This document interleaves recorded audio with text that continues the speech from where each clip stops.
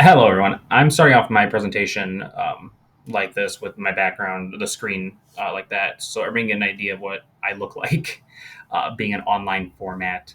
Um, when I go into the actual slideshow, it's going to eliminate the webcam box where I'm at, so at least everybody gets an idea of who I am visually. So, with that, I'm going to get started. Does Nevermore invoke a sense of youth and mystery? My name is Asa Reed. I am a Master of Humanities with a focus in English candidate at Tiffin University. I am also the Health and Human Sciences educator for Purdue Extension out of St. Joseph County. I've spent 14 years in the Indiana Army National Guard. A little bit about me more personally that's not on the slide. I have two young children and one on the way, as well as a wife. And I live in LaPorte County with a zoo of dogs and cats. So, what is Nevermore? Nevermore is a novel written by Neil Gaiman. It was originally written in 1996. However, the copy I picked up, which led to my argument and the purpose of this presentation, is a rework copy with more material than the original release.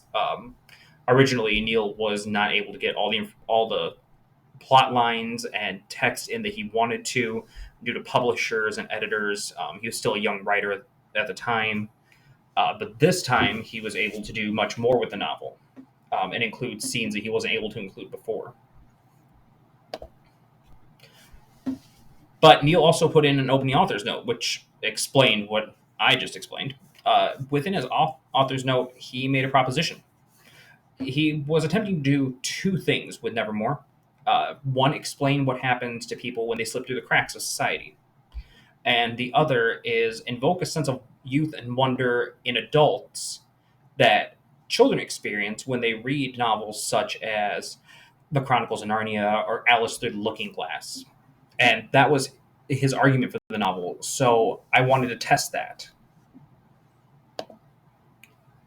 In order to do so, I applied the reader response theory, which is a literary theory and method that removes any influence of the author and what they are going through at the time that they wrote the novel. Something we typically do with other literary theories where we apply the author's history or their experiences. I believe it is best used in conjunction with other literary theories. But for this purpose, I focused on reader response alone. I also believe it's best when doing a dry read of a novel, the first read, so that you don't have any bias, you have no knowing of the plot, and no foreshadowing, foresight, which may reduce your emotional reaction to the novel. I had never read Nevermore before this.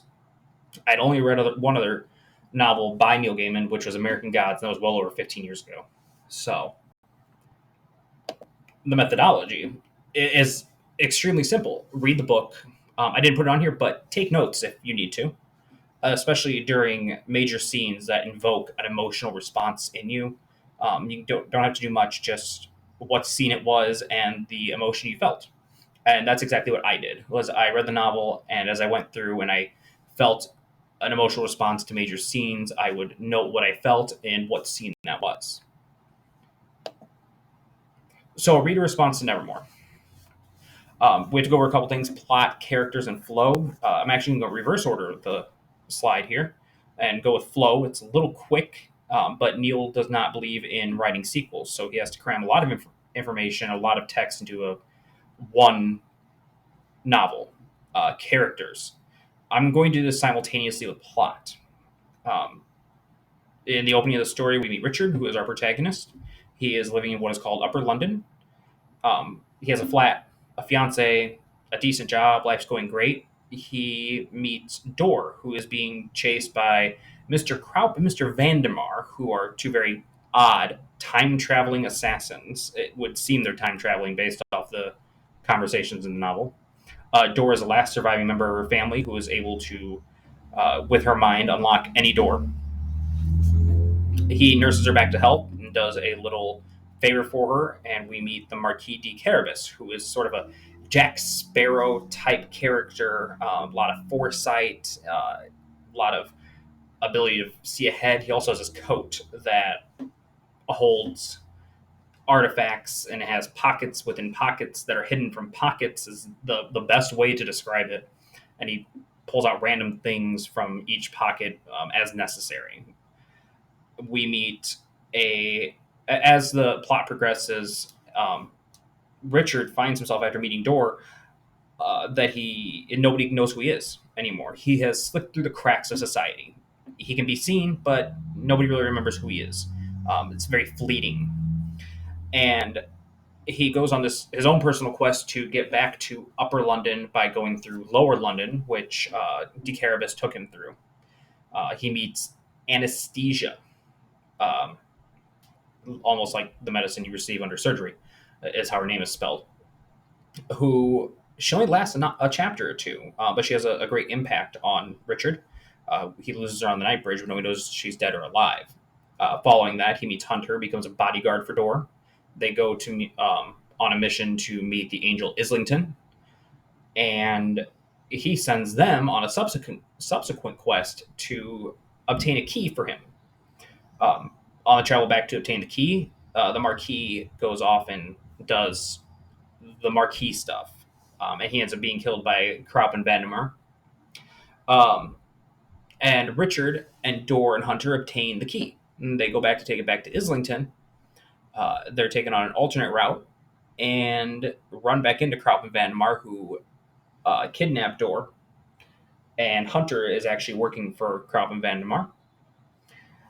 And they find out that Islington is actually the antagonist. The Marquis shows back up. He has survived. They all get taken to the Angel, and he presents his Grandmaster plot because he was trapped in Lower London as punishment for allowing Atlantis to sink. They overcome this trial. Richard goes back to Upper London. The rest go on their ways, and Richard finds himself miserable in Upper London, and eventually works his way back to Lower London, where he was, truly happy. There's a sense of romance there between him and Door, possibly. But that's the very summarized general plot.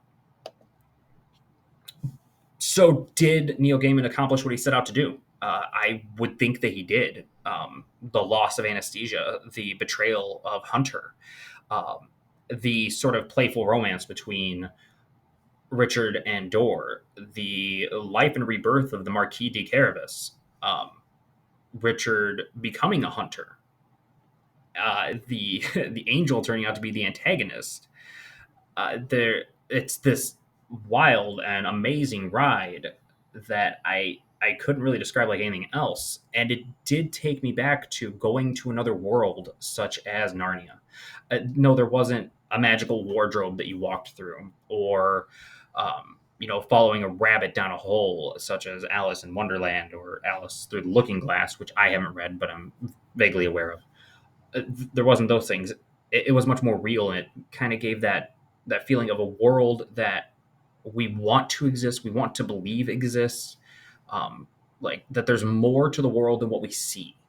And I think that was what Gaiman was setting out to do. That sense of there's more to the world than what we see, and I believe he accomplished that. And that in doing so, I did feel much as I would have if I traveled to another world as in a book as a kid. Um, those are my final thoughts. Thank you all very much.